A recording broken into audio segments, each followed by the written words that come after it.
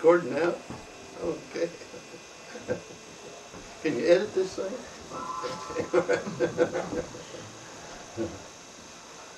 Well, it seems that some folks like to know some of the things that happen in our life. And I guess we'll just start the beginning and tell them. Okay. So tell us where you were born and how you were raised and so forth.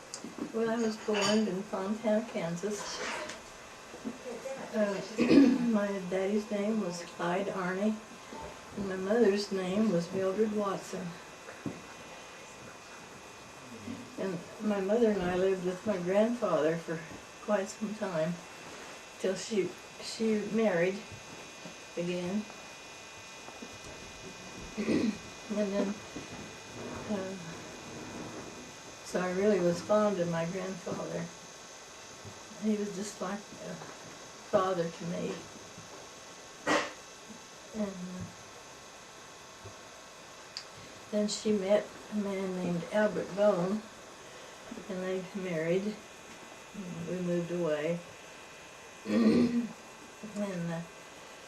we first lived in Cadmus, Kansas. Not Cadmus, I'm sorry.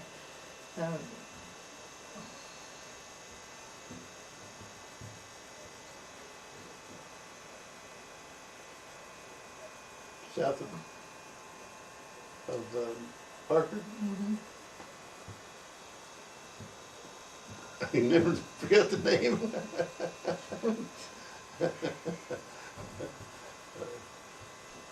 Okay, I forgot the name too. Little town down there south of Kansas. Mm-hmm. Wasn't hardly a town. And we lived there for a little while. And then we moved to Parker. West of Parker, wasn't it? West of Parker, where I went to school in Parker, and eventually to high school. But from there we moved to a farm that was north of Cadmus. A mile and 3/4 from where I live. Mm-hmm.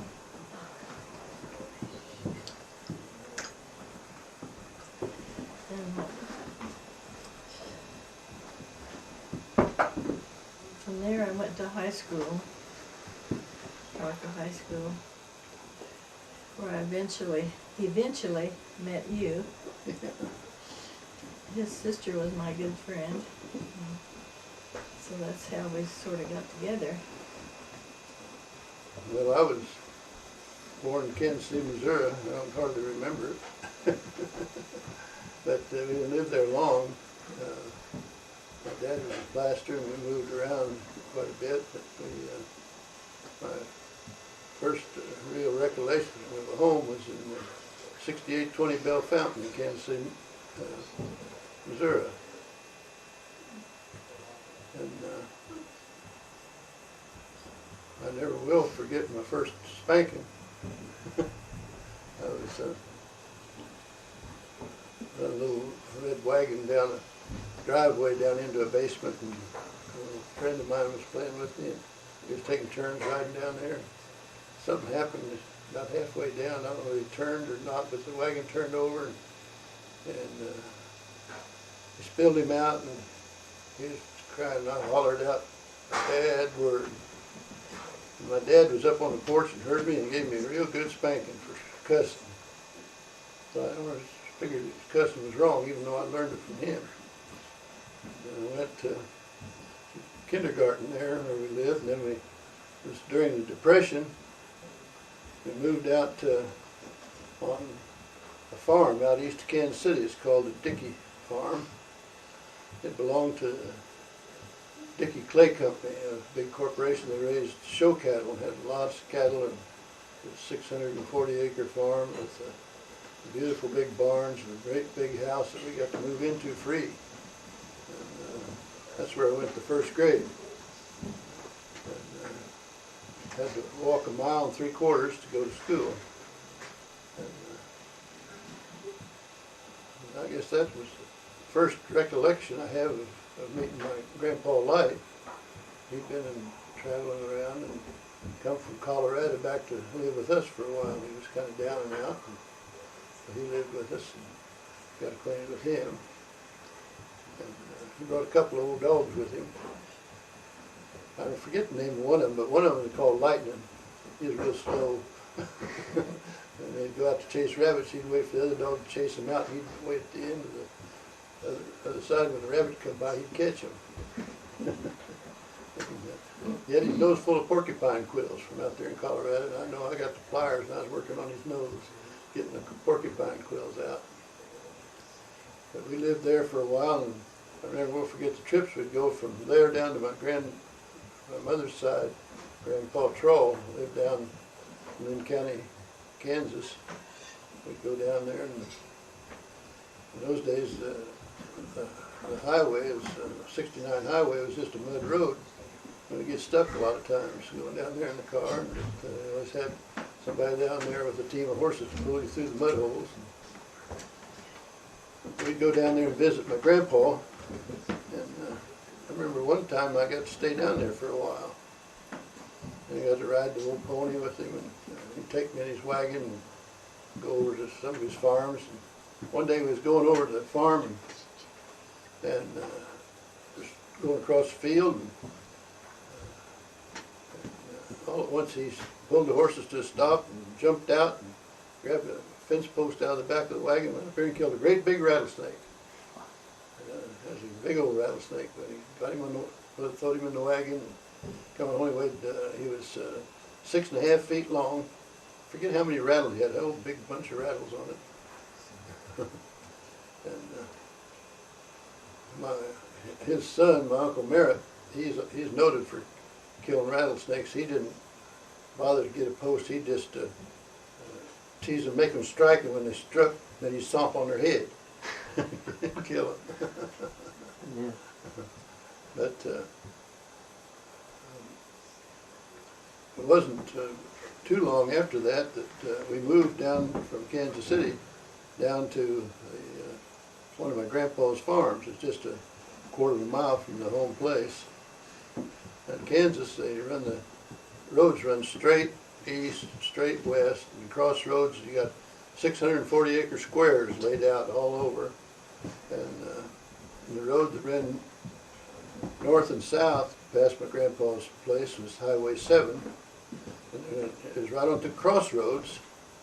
I forget the name of the road that went from Racine, Kansas to Parker, Kansas, went right by so they were on the corner. He owned 160 acres on one corner and 120 acres right catty corner to cross on the other corner.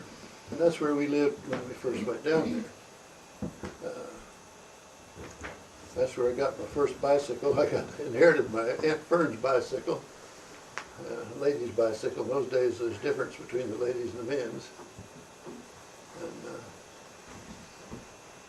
And I know I got a few spankings there. One was for starting to paint the house with the motor oil my dad drained out of the truck. One day it was always my job to slop the hogs and gather the eggs. When I got home from school, and I run home from school, and I was in a hurry to gather the eggs, and I run in the barn, and I knew where all the nests were, and down the mangers. And I jumped in there, and I never did get down the manger. I saw this great big old bull snake down in there. I glided right on over that manger, and got my mom to come out there and said, "Ho!" And she hoed on that snake a while, but he got away. And later, my dad had killed him. Our old barn was just a big old, had about 2.5 foot thick walls all laid up out of loose rock. And he crawled back in there, and I couldn't get to him. But my dad got him later, killed him. And I went to school there. Started in the second grade. The schoolhouse had burned down at Cadmus, and so we had school in the teacher's residence. She had a fence around her yard, and they kind of fixed up the living room, dining room for classrooms. Just had all 8 grades in one school, and her name was Irma Fleehardy. And she was really strict, and she was insisted that everybody go to church. And she was a real devout gal, but there was one kid that went to school there, got a whipping every single day. His name was Clayton Kempton, and I can't ever remember him not having a day go by and he didn't get a whipping. So I behaved pretty good. I learned in the first grade to behave myself in school. I had a man teacher that weighed 300 pounds, and he broke me real quick of doing anything wrong at school. And, sometimes if it was real bad weather and she was having trouble at home, we'd have school up in the church, a little church up there, a little four-square gospel church with had a lady preacher back in those days that stayed with my grandmother and my Aunt Fern. And all the time they were starting to build a new school. We had an old store that we used to go down to. It's called the Cadmus Grange Store. And it had a hall upstairs and a store downstairs. And we always had a picnic on the 21st of July. That was Called my the Cadmus. grandfather's birthday. Yeah, and that was on. It was always had 21st. 21st of July. Everybody comes to the Cadmus picnic, and that's just what it was—a picnic. Everybody looked forward to it every year, and they'd come with whatever little talent they had and perform, and they would have sack races and horseshoe pitching and have baseball game and lots of pop and watermelon and ice cream. I remember one year, a few years later, I'd saved up, I think I had almost $1, but pop was only a nickel then, those days. Man, I never did get any pop. But boy, I got down there and had that old horse tank full of ice and soda pop, and I drank pop till I was ready to pop. And then I ate watermelon till I was ready to pop. And then I ate some ice cream and I did pop. Got sicker than a dog. The Cadmus picnic.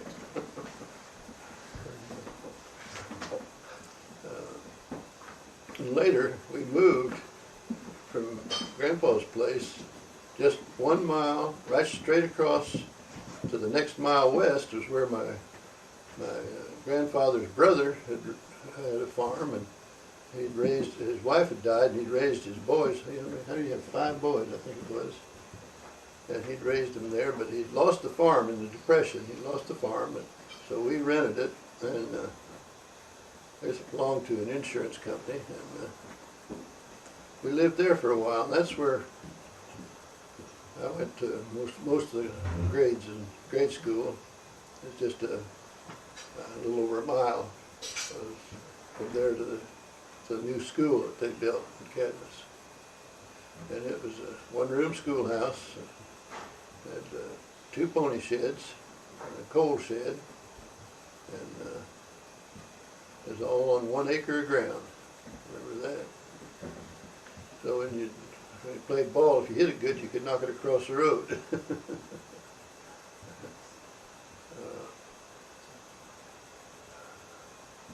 That's where I learned more about Jesus there in the school than I ever did anywhere else. But I did learn about Jesus in the little Cadmus church down there.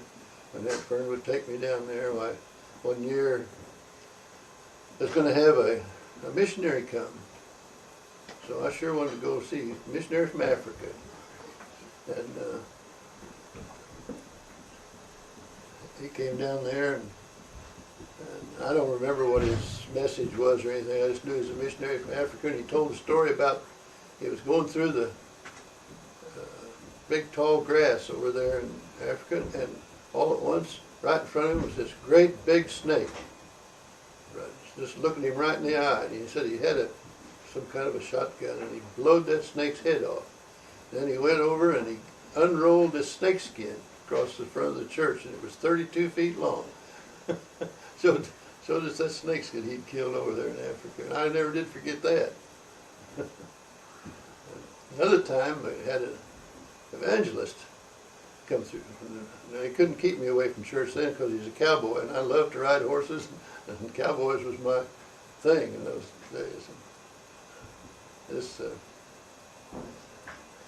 cowboy evangelist, that's the first sermon that I heard sermons before that in church. I never remembered any of them, but that's the first sermon I ever heard that remembered all the details of, and I can still remember it yet today. How that he was a cowboy out in Wyoming, living in a little shack, taking care of about 50 or 60 miles of fence line, and that was his job. And he had a mule. He'd ride up and down that fence and be sure it's all kept in repair and everything, and then he'd go to town on Saturday night and get drunk. The mule would bring him home, he'd recover on Sunday, and go back out and take care of his work next week. But this one week when he went into town, you notice there's a tent set up out the edge of town, and when he got kind of about half drunk, he decided, I'll go out there and see what's happening in that tent. He went out there, and there's an evangelist, and he listened to him and kind of didn't stay too long, just heard what was going on, and went out and got on his mule and went on home. The next week he come back, and the tent was still there. And he went down and had a few drinks, and then he said, I better go back out and see what all they're talking about out there. And anyway, he went back out to the meeting. He got to listen to the preacher, and he got saved. The Lord moved on his heart, and he got saved. And said he went back out to get on the mule to go home, and the mule didn't even know him. He was a different person.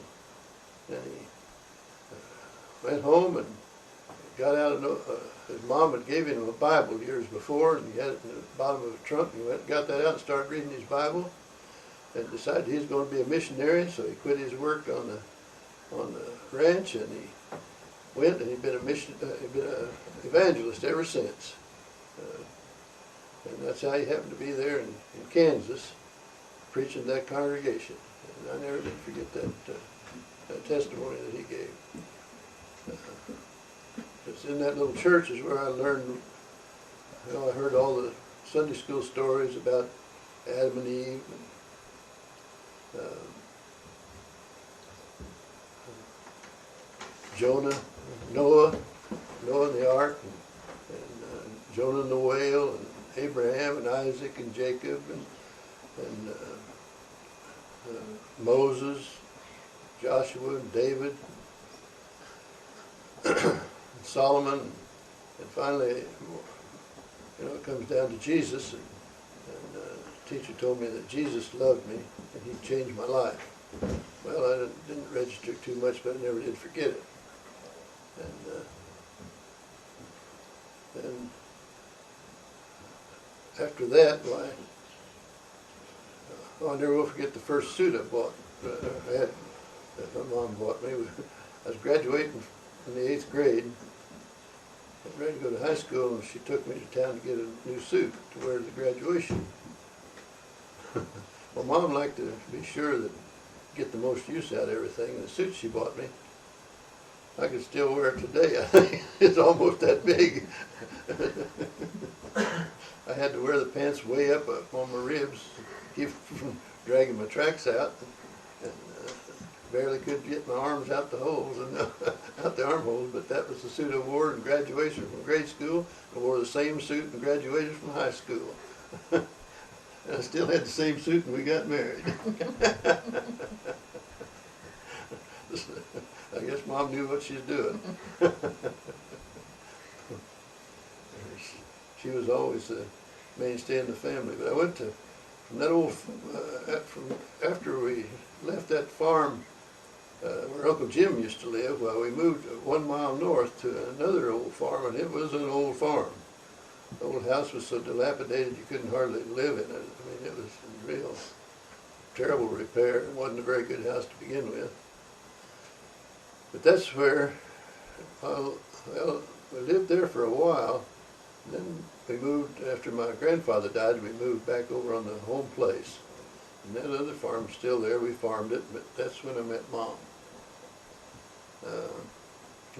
I met her in high school, and we lived over on that old ratty farm. I had to walk 1.5 miles to catch the bus and to go to high school at Parker. And you lived just a mile across on the other. You was on the main road, I was on the by road. And, but I got acquainted with Mom through my sister, and then going on band trips. She was a drum majorette, I guess you'd say, the leader of the band. And we went to, I never will forget, we went to Pine Box Tucker. Remember that, Mom? I do. Tell us about it. Well, I made this real pretty pie box and put fruit and sandwiches and I don't remember just what all now, but it was a regular meal almost. And you came and you bid on that and bought it.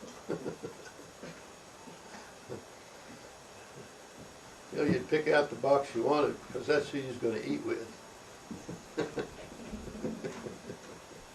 And that's got us started to going together, if I remember right.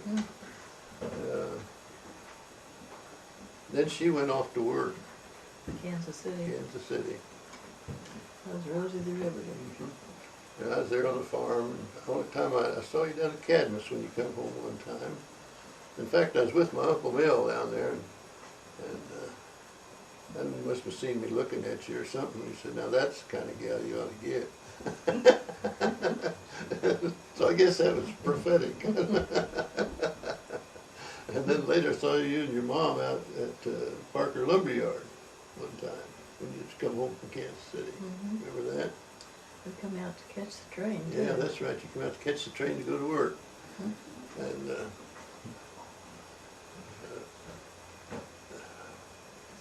how come you was home when I started going with you? Well, it was school was starting. Yeah, school starting again, yeah. So you come home to go to school, that was it. And the war was going, just starting, or getting going about that time. And I was entering the age when just about time, and I went off to college for a year. I graduated from high school and went off to college. After the first semester, though, my dad says, "You got to come home. We haven't been able to get all the corn in, and we need help shucking corn, getting this crop in. And besides that, we ain't got the money to go to college right now." So I come home, and that's when you and I got together after that. We got a new tractor, too, big John Deere tractor. Remember, I used to go by your place with a John Deere tractor.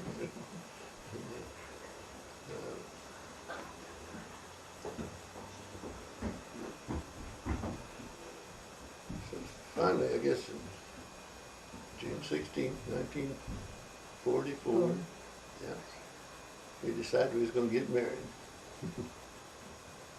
on that date. Now, before that, as soon as we decided we was going to get married, we went to church. And this lady pastor down that little four-square church is a different one than was there when I was a kid. This is another one, Mrs. Campbell, Miss Campbell. Yes. Yeah, she wasn't married. She And lived with her mother. yes, with her mother. And she counseled us. She told me about the responsibilities of a husband getting married. In Ephesians, the 5th chapter, it tells about it. She impressed me that on me real strong and real hard. And I took it all in, but I didn't pay too much attention to it. I just wanted to get married. And so the day came, we did get married. We went to Kansas City on our honeymoon, caught the train in Osawatomie, and went to Kansas City and stayed in the Kansas City Hotel. That was a big deal for us in those days, going to Union Station, big train station. That's the way everybody traveled if they went anywhere, the distance. Stayed there overnight, and then the next day, I don't know what we did during the day, probably didn't get up till late. But anyway, we went over to my Aunt Mary's and got there in the middle of the night, wasn't it? In Lawrence, Kansas. And Mom's shoes was killing her. So I had to carry her. Carried her. And it must have been, how far was it? Quite a ways. Quite a little ways to my Aunt Mary's place, but we got there. How'd we get home? They brought us home. Oh, yeah, she took us, didn't she? Yeah, her uncle. Your uncle was still living Yeah, then. he's still living. And they took us home. Went back to the farm, went to work. Now, you didn't know what you was getting into when you married me, did you? Really? Tell us a little about it. Well, in the beginning, we stayed with your parents for a while, and 4 o'clock in the morning came, and everybody got up and went to milk. They had a lot of cows. So I thought, boy, what did I get into? But that passed pretty good. And it wasn't too bad. So, Then we got our own house. Back on that old farm where I went to high school. It's sitting there vacant, so we went over there and moved in that house. And got us a bunch of cows. Had a new tractor and a bunch of cows. We was farming. And Mom would go to the barn with me, have 20 cows. I'd milk 10, she'd milk 10. We got along that, it was fine, didn't we? kept right up with you. Yeah, she did. She did. She was a trooper. And along come Don. And then we took, she said, oh, it's time to go. So I got her in an old Model A Ford, and we went to Paola and went to the nursing home. Dr. Fisher was going to take care of her. False alarm. Sent me back home. Sent us back home. But it wasn't too long after that when the real thing happened and Don was born. And that's the nursing home up in Paola, Kansas. That's where everybody went then. Yeah, everybody went there to keep For birth. so the doctor didn't have to travel so much. He covered a big territory. And, Dr. Fisher. And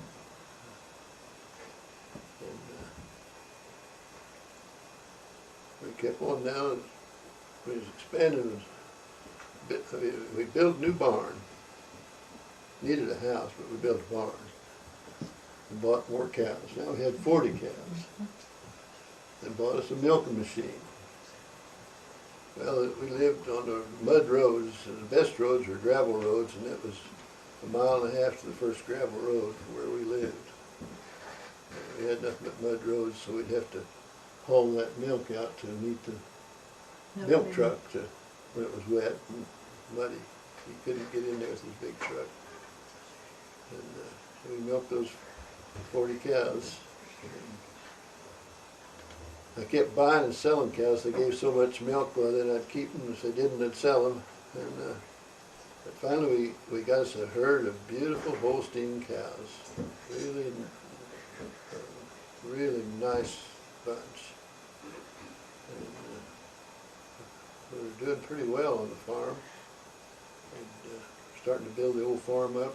We were hauling manure out on the fields and plant legumes. We decided we was going to. We didn't really decide, but my brother-in-law came home from the army. He'd been a captain in the army and had bought a grocery store up in Beagle, Kansas. And he got there and he didn't like it, but my folks had financed him, and so here they ended up with the store, and they didn't know what they was going to do with it. And we were the only ones that had any money, so we sold our cows and bought the store. That was a mistake. First mistake. But I guess it wasn't a mistake. The Lord knows what's going on. We began to get some education in that store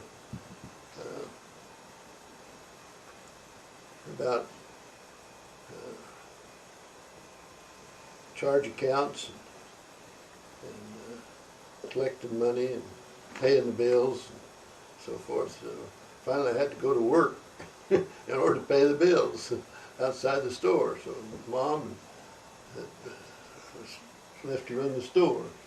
In the meantime, my Aunt Fern had been put in a mental institution, and the family had just kind of mistreated her. And so Mom and I went up to see her, and there wasn't anything wrong with her. We just brought her home with us and gave her a home there, and she helped us with the store for a while. And then we took her to Kansas City. She got a job and did the rest of her life working as a as a, what do you call it, kind of an in-house nurse for people. And she did real well. And then I went in the plastering business, working out of that store, had the store running and plastering houses. There wasn't any place I could get a job plastering. And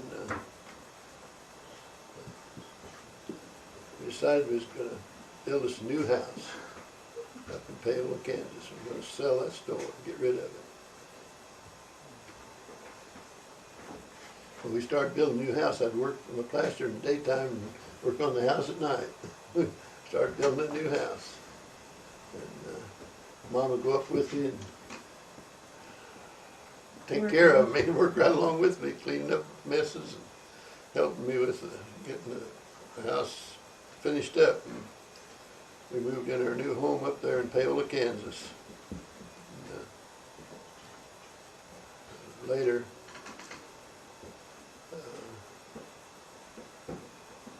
I'm still in the plastering business, doing a lot of plastering work and working real hard. And in the meantime, we'd had Vicki was born when we were down on the farm. Jim was born when we were in the Beagle store, and Teresa and Loretta. No, Teresa was born in Paola when we lived in the new house. And then we sold that new house and moved out on a farm again. Had a beautiful farm, and that's where Loretta was born. And from there, from the farm, we went to Spring Hill, Kansas, and lived there for a while. And I was involved with my wife's cousin and another man in what we called the Kansas Improvement Company. And we'd bought, during the breakup of the war, we bought these war barracks is what they were, but they were duplexes, and moved them off the naval base at Olathe, Kansas, out on the lots, and then we'd remodel them and make them into duplexes. And it went real well until along came an economic problem. The local lumber people didn't want to see these things coming out in the community because they weren't getting to sell lumber to build new houses. People were putting them in these here, buying these duplexes, so they controlled the banks, so the banks cut off the financing, and here we were left with all this government contract to fulfill, and we went broke. So I had to go to work for ready-made buildings as a carpenter to begin with, down in Joplin, Missouri. We moved to Joplin, Missouri. Well, down there, I worked in this plant. I learned how to be a carpenter. I learned how to draw plans, learned how to process FHA loans, and do everything connected with the housing industry. And I became a foreman in 3 different towns for ready-made buildings, down in Joplin, Missouri, in Neosho, Missouri, and Baxter Springs, Oklahoma. Kansas. Kansas, yeah, that's right, Baxter Springs, Kansas. And those 3 towns, I had a little subdivision going in each town, building new houses. And we built quite a lot of new houses down there. And we finished up those projects, and I built a few houses in Joplin, just right in the area where we lived. They'd given me a new house down there in Joplin. We had a new house. But we got finished with that, and we was having a hard time because we didn't run out of work. And so I went to work selling freezer food plans for Macy's. They had a Macy's store in Joplin. I went to work for Macy's, going door to door, selling freezers. But I worked all week the first week. I don't know how many doors I knocked. And I sold a freezer to these people on credit, but they got turned down, they couldn't deliver it. So I didn't make anything that first week. And another old man is trying to do the same thing. Well, he couldn't see very good. He couldn't hardly go from house to house very well. He had a hard time. His name was Bailey Barber. I said, Bailey, we're going to starve to death on this job. He says, yeah, we got to do something different. He couldn't see very good. He says, come on out to my house and we'll figure out what we're going to do. So I would give, we took the phone book and we started with the A's. And I'd read the name and the phone number off, and Bailey would write it in great big letters so he could read it. And we'd take 2 or 3 pages and he'd write them all off. And then he'd say, now I'll call all these folks and I'll set up your appointments and you go out and talk to them. Well, boy, that worked like a charm. We started selling freezers. Wasn't long till we had a reputation. we sell more freezers than anybody ever sold in Joplin, Missouri. And the word got around several of these here companies that sold freezers. Forget what the name of that other was. It was a rich plan, they called it, I think. But anyway, selling freezers and food to fill them up. And then about that time, though, Ready-Made Buildings called me back again and wanted me to go to Junction City, Kansas and run a big project. Foreman up there had messed up real bad with FHA, and they'd put in a couple hundred houses up there. And they wanted somebody to go up there and straighten out the mess and build up a whole other subdivision they had access to. So they gave us a house, new house up in Junction City, and we moved to Junction City. And that's where Sherry was born, Junction City. Now, in the meantime, when we got in financial trouble back in Spring Hill, we decided, in fact we decided a little before that we needed to go find a church. We never had found one yet. We'd been looking here, there, and yonder, and hadn't found any place where we wanted to go to church. But one day, one of the electricians that I worked with up there, his wife come and said she'd like to invite us to come to sit in on a class that the pastor at the First Lutheran Church in Paola, Kansas was going to have. And so we did, and went clear through a catechism class with him and joined the church. Took all the family. So we'd become members of the Lutheran Church Missouri Synod. So when we went to Joplin, we went to the church in Joplin, and I became a Sunday school superintendent there. And then from there, when we went to Junction City, we went to what was the name of that church? Concordia Lutheran Church in Junction City, Kansas. They had 8 grades of school there. So our children all went to school in the Lutheran church out there in Kansas. And they made me first of all, I was head of the Board of Education in that church. And then I was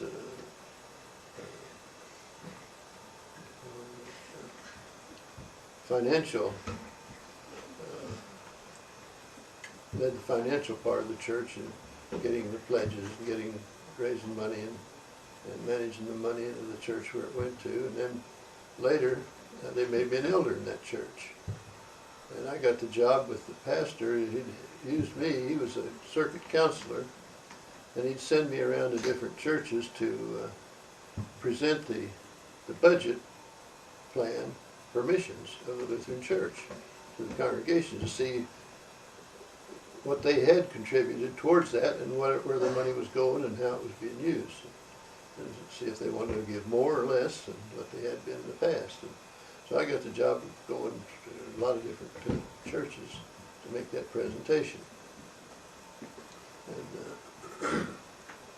And as an elder in the church, I got acquainted with more and more of the responsibilities of an elder. I wasn't qualified to be an elder, and I told them so, but they didn't have any. There wasn't nobody qualified. But it was we had a good pastor there, a very good pastor, Pastor Olehead. In fact, all those old Lutheran pastors were good pastors that we had. They were. And it was in Junction City that I got to selling Electrolux vacuum cleaners. Well, I'd went to work plastering after the housing market went sour, and wasn't making enough money plastering with 6 children and everything, so the neighbor across the street said, well, you can make more money selling vacuum cleaners than you can plastering. So I said, well, I can give it a try. If I don't, I can go back to plastering. So we went to selling vacuum cleaners. Our lives changed a lot there, didn't it? Sure did. I sold a lot of vacuum cleaners. In about 7 months, I'd sold enough vacuum cleaners to earn a trip to San Francisco with me and Mom, and all expenses paid, everything. So we had our first out of the Midwest there travel to go to California on a train. One of them newfangled ones with the sightseeing dome in it, you know. It's a nice trip. It was a nice trip. We got to stay in the top hotels in that time. Mark Hopkins, supposed to be one of the top hotels in the world. And that's a long ways from Kansas Plains. Got to go see the Redwood Forest, Fisherman's Wharf, and Chinatown, and all that stuff there. It was different then than it is now, I'm sure. Got back home. I'd won an award for selling those vacuum cleaners. I guess, I forget, it was the Topeka Housing Association, Marketing Association, Topeka, Kansas Marketing Association, put on this big banquet, and I was one of the featured ones because I sold all these vacuum cleaners. The people that did the entertainment there was Lum and Abner. Did you ever hear of Lum and Abner? I've got a tape of Lum and Abner. They were a couple old men Used to be on the radio. Be on the radio all the time. And they just kind of talk about life situations. They were interesting and comical. But they were there, and after that, after I got that award for selling all those vacuum cleaners and that notoriety, every insurance company in town wanted to put me to work. They all had a deal for me. And one day, an insurance man that I'd known there in Junction City came out, and he said, Vic, I know just the place where you ought to be. He says, if you're a Christian and you would like to work with these people, you're a Christian organization. They're out of Dallas, Texas, and it's a great Commonwealth life insurance company. He said, all you got to do is just go down there and go through their school, and if you like it, training, and if you like it, they can go to work, and if you don't, you can, well, I was looking for opportunity. So I got on the bus and went to Dallas. Stayed for just a little over a week, wasn't it? And boy, did they put you through training. I mean, this is a fast-moving thing for me. I never seen anything quite as intense as that was. It was really organized and put together. And oh boy, this is a great company. They prayed with us every morning, prayed and had devotions in the office every day. You didn't find much of that in the construction business where I'd been, and in the sales field that I was in. Well, I thought, this is great. So I thought I'd give it a try, and I come back home, and I went to work, and there's a problem. We lived in Kansas. Kansas, Great Commonwealth Life Insurance Company wasn't licensed in Kansas, but they were licensed in Missouri, so I had to work in Missouri. And after, about 3 months, they called me and said, we got to change you. We want you to be a district manager in Missouri, in southwest Missouri, and we want you to move to Missouri right away. So we did. We moved to Butler, Missouri. Jefferson City first. No, Butler. Oh. Butler first. Yeah, it was. Sorry. To Butler. Moved over to Butler. I was district manager then. And we built quite a little sales force real quick in Missouri. In fact, we had the top district in this company several times, several months in a row. And then within less than a year, they called us to Dallas and wanted me to be state manager of Missouri. We had moved to Jefferson City then. That's right. Moved to Jefferson City. And right away became the top state in the country for the great Commonwealth, selling more insurance than the other state. And it just happened. It was real easy. It was a lot of work. I was on the road all the time. I bought a brand new Buick and 1 year put 70,000 miles on it, going from sales meeting to sales meeting and going from Kansas City to St. Louis to Springfield and hiring people and having ads running in the paper and hiring these salesmen, getting them, going out with them and showing them how to do it. And it's really, really busy, and kids is growing up, going to college, and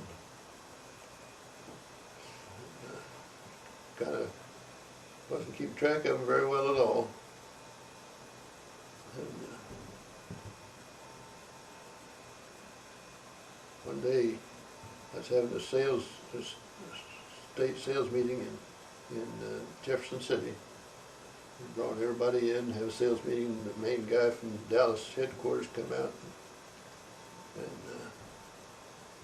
and you know, she was real complimentary on all we got done and everything. And after the meeting was over, he said, "Now, Vic, I got to tell you what you got to do. You got to fire Harley Chapman." And Harley Chapman was my top producer in the state. In fact, I think he's top producer in the whole company for a short period of time anyway. Just sold more than anybody. And I said, "Why would I fire Harley Chapman?" He says, "You don't need to ask, just do it." And I thought about that a little bit. I said, "I ain't gonna do it." He says, "Let me tell you something, son. You either get with the program or else." He says, "We are not running no Sunday school here. We're building an insurance company, and you either get with what we tell you to do, and if," I said, "I take my orders from Arnold Reed, and if he says lay out in that highway, you go out and lay down that highway. You do exactly what we tell you or else." I said, "I just or else." And we quit Great Commonwealth Life Insurance on the spot. They'd called us a number of times to get us not to quit and to go on, but we didn't. Harley quit. Because we had all kinds of other opportunities with insurance companies, and Educator Security Insurance Company. They're out of Dallas too. We'd visited their headquarters when I was down there. And, you know, Great Commonwealth had a great way of getting you sucked in. They took Mom and I to Dallas, and they wined us and dined us and took us out to Millionaire's Row and showed us our home that we was going to be living in. And boy, they made it sound really enticing if we just do what they said. They'd guarantee you to be a millionaire. And they meant what they said. They wasn't joking. But we quit that and went to work for Educator Security, moved to Omaha, Nebraska. We first moved to Bellevue. Moved to Bellevue. And there's a lot of stories we could tell about Bellevue, but it gets too long to tell everything. We spent time there with Educator Security first of all as just an agent, and then as a area manager. And then I got the job of going with the president of the company to different places in Iowa, Minnesota, to train other agents to work with them and hire them and train them. And I didn't like that too good. Yeah, it was on a private plane. Yeah, went to go to Oklahoma to meetings and different places, and the company had 2 planes that fly us from one place to another. And went to, what made me decide I didn't want any more of that was we went to Well, we had a day, we had to go to Des Moines, Iowa and stop there and meet with some people. Then we're gonna fly from Des Moines, Iowa to Minneapolis, Minnesota. And I was gonna spend a week up there training people. Well, the president of the company, and we had a pilot going up. And when we left Des Moines, Iowa, it started getting cloudy. We didn't go very far until there was nothing but a solid sheet of clouds. Just pure white below you and clear as bell up above the clouds. But down in those clouds it was snowing. And we got up there to Minnesota and you couldn't land. No place to get down through the clouds and the snow. So couldn't find it. So they radioed. They had well-equipped planes and told us of a little town off southwest of Minneapolis where there might be a break in the clouds where we could get down. We went down there and saw this break, and there was a runway with snow piled 8 feet high on both sides of the runway. You hit the runway, you're okay, you're gonna go right straight down the runway. And we landed there, and then they came with some kind of a four-wheel vehicle and took us to Minneapolis from there. And it never got above 4 below zero any day while I was there, down to 12 below, 15 below at night. Terrible cold and a lot of snow. Boxed up in the hotel, and when you went with the president of the company, he'd take you out to eat at night. And you'd go to the most ritzy restaurants that could be found. And in Minneapolis, they got some of the finest restaurants in the world. But it was an ordeal to me. What got me, I don't know how many $100 he spent on the meal, but we'd sit there and we'd eat this, we'd eat that, and they had this orchestra playing this music and everything, and I got to thinking, what I ate, what they spent on my food there at that meal, would buy groceries for my family for 2 weeks. And I thought, this is ridiculous. He was a drinker. When we come back from Minneapolis, he was flying he was going to fly the plane home. It's him and me, this plane. And he'd been had a hangover from the night before. And got up there and I didn't like that idea. He failed to file a report you're supposed to file before you take off. And we took off to go back to Nebraska. And it was just, get it up there in the air and put it on automatic pilot and just go, you know, it was just smooth and nice. But once I saw something and boom, just went by. We just barely missed a plane.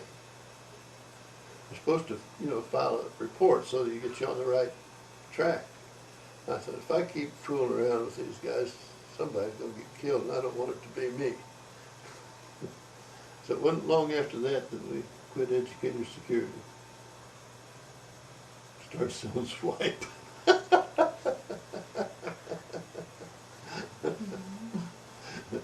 One wife was swipe to take the rubbing down the scrubbing.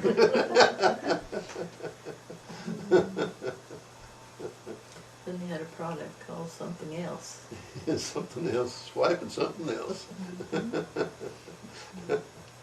And I still had all these insurance companies want me to go to work. Never forget, one day I had this call from Senator Yarborough from Texas. He was out there in one of the big motels. It wasn't Holiday Inn, it was Ramada Inn, I think, or something like that. Wanted me to come out and see me. He really needed to see me. So I went out to see Senator Yarborough. He says, "You are just the man we need. We're going to start a new insurance company in Tennessee."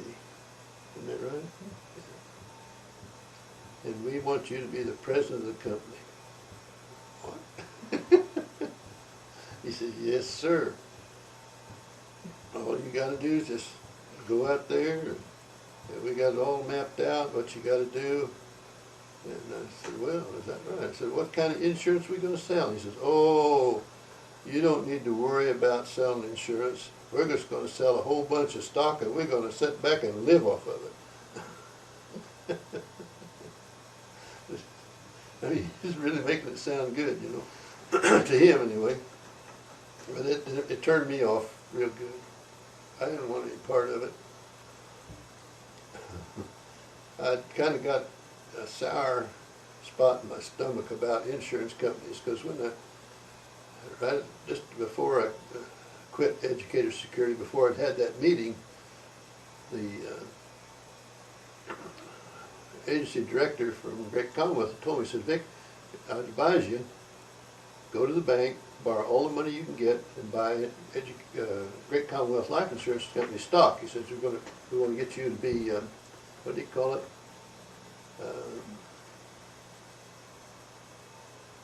We want to build up your financial integrity. That's the way he put it. We want you to be financially secure and integrity in finances. That sounds pretty good to me. So I went and talked to my banker. He said, no, Vic, we'll loan you whatever money you want to go. But he said, I'm telling you, you know what these guys are doing? I didn't. I was naive as I could be. And he proceeded to explain what he thought they were doing. They had all this sales force that could blow that stock clear out of proportion, run the price up, and then unload it, and make a fortune, and move on from there. You know, the stock would never be worth anything, but if you bought it when they told you and sold it when they told you, you could make a lot of money. So I thought, well, that's crooked. He said, yeah, it is, but he said, that's the way it is. It's Carl Lehman, I never will forget him. He's a nice man. Banker in Gardner, Kansas. He's the one that financed me all the way through. So we didn't do that. We didn't take advantage. We could have been rich today, Mom. but we're still happy. Yeah. And so we, so I didn't want any part of that company stuff with the insurance companies at that time. I wasn't altogether right, but I sure wasn't altogether wrong either. And, Lord had other plans for us. You better tell something. You're doing pretty well. That's kind of the story. After we, there in Junction City, I went to work for a plastering company out of Topeka, Kansas, called Florence and Hartzell. Big plastering company. I didn't know any different than when you went to work, you went to work, you know. And I never will forget, my dad wanted to go to work there too, so I said, come on up, and we'll both go together, and he did. They put us out on a big job called the Menninger Foundation. It was building a place for mentally ill. It was really a high-class job. I mean, it's extremely fine buildings. And, we went to work there. We just went to work like we always did. And after the first week, we noticed there's a lot of other plasterers on the job. And they thought we'd get nothing but cold shoulder from those guys. We didn't realize what we'd done. We was doing too much work. That we'd ruined the job. According to those guys, we was getting too much done. So it ended up that at the tail end of that job, I became the foreman, and I got to finish that job up. I worked there for quite a long time, wrapping everything up on that Menninger Foundation. And after that, this company sent me to Boonville, Missouri, to work on a Catholic convent where they were building a bunch of dormitories and a big sanctuary. In this Catholic church, and they had a hospital there. It was a big deal. And so I went there to be the plaster boss on that job. And it was a very interesting experience for me, because I hadn't ever paid much attention to unions. I didn't like the idea of belonging to a union anyway, but I had to belong to a union to work for this big companies in the plaster business. But this was an unusual situation. See, we came from Kansas going over into Missouri, and they had different jurisdictions, or you're supposed to get your men. If you're going to work in Missouri, you had to hire Missouri men. Well, I had me a mud mixer that had been with me all along, and he was really good. And this labor boss from out of Columbia, Missouri, come over there and said, "Now look, if you're going to plaster here, you're going to hire Missouri people, or we're going to shut your job down." I said, "Well, I tell you, send me somebody to replace this man, and I have no problem. I'll send him back to Kansas." So the next morning he had a fella come out there, and I showed him what to do. We had 3 mixers, a pile of sand as big as a house, and a carload of plaster. I said, all you got to do is keep the wheelbars full with these 2 mixers, and mix up and keep the lime barrels, the lime tanks full with this other mixer, and keep that going. And he looked that situation over, and he said, "I got to go park my car." And that's the last I ever saw of him. I never. So the union boss come out again, and I said, "Well, I tell you what you do. Send me 2 men to replace this man."